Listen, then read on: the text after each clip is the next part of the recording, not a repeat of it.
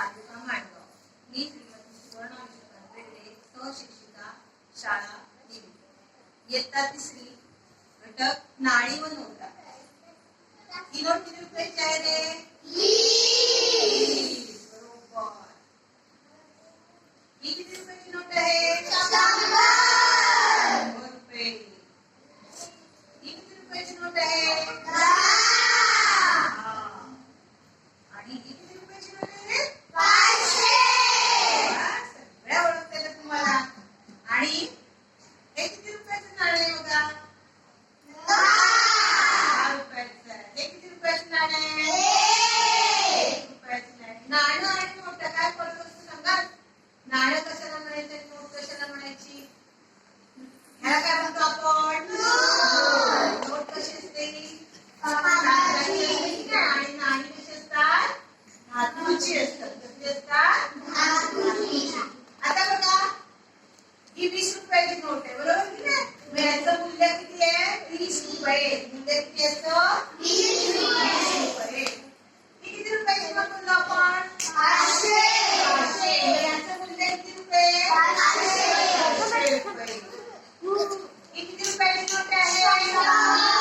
याचं मूल्य किती रुपये? 100 रुपये. ठीक आहे. करू. हे किती रुपये आहे? 100 रुपये आहे. हे किती रुपये आहे? 10. बरोबर ना? आणि हे किती रुपयाचं नाणे आहे? आता तुझ्याकडे किती असते? तुला सांग मला तुमचं. 120. 120. कितीचे नोट? 111. 111. याचं मूल्य किती? एकूण मूल्य किती? 111. 111.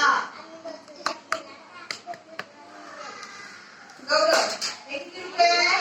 20. हे किती येते? 10. एकूण किती रुपये झाले तुझ्याकडे?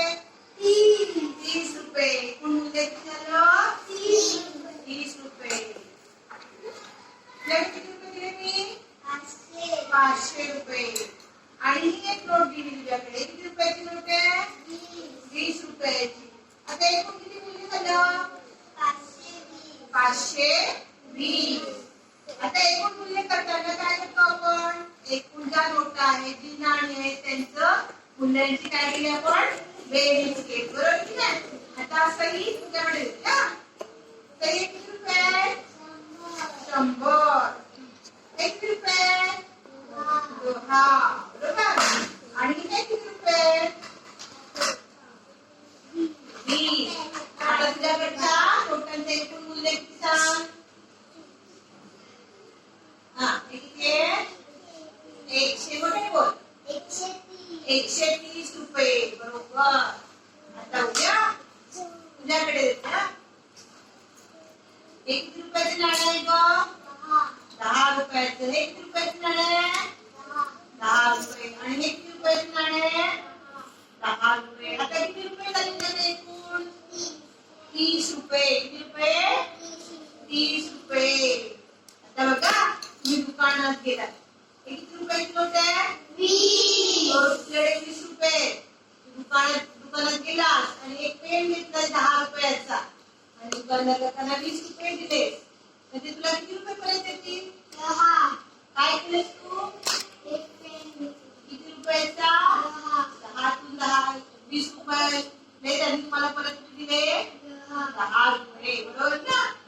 आता बघा, हे 20 रुपये आणि हे कुठे? 10. आणि हे एकूण किती झालं मूल्य बघा? 40 रुपये. मला पैसे ओळखता येतात, कारण तुम्ही रोज काय करता? कुठे जाता? दुकानात जाता. पैसे घेऊन जाता की नाही? नाणी नोटा घेऊन जाता. बरोबर आहे?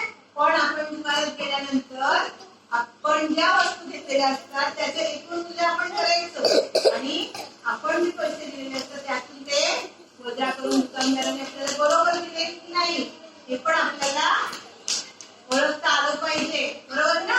आता मला सांगायचं गौरव, तुझ्याकडे किती दिले? 520. आता ते 500 रुपये मला परत दे. तुझ्याकडे किती आहे? किती रुपये? बोल मोठ्याने. 20 रुपये. तुझ्याकडे किती आहे? हो 100 रुपये. तू किती गाणी करते घरात? तुझ्याकडे एकूण किती होतात सांगा मला? 140. आता तुझ्याकडे हे 10 हे नाणं किती रुपयाचे? 10. हे नाणं घे. तुझ्याकडे किती रुपयाचे बघ? 10 रुपयाचं. हे तुझ्याकडे नाणं घे. किती रुपयाचे बघ? 1 रुपया. तुझ्याकडे घे. आता चौघांकडची तुमच्या नाण्यांचं एकूण मूल्य सांगा मला. किती झाले बघा? किती? 22 रुपये. असं म्हणायचं. काय म्हणायचं? 22 रुपये. अशा पद्धतीने तुम्हाला नाणी नोटा मोजता येतात ना? सगळ्या येतात ना नाणी नोटा मोजता? नाणी नोटा या पद्धतीने आपण मोजायचं, त्यांचं मूल्य ठरवायचं.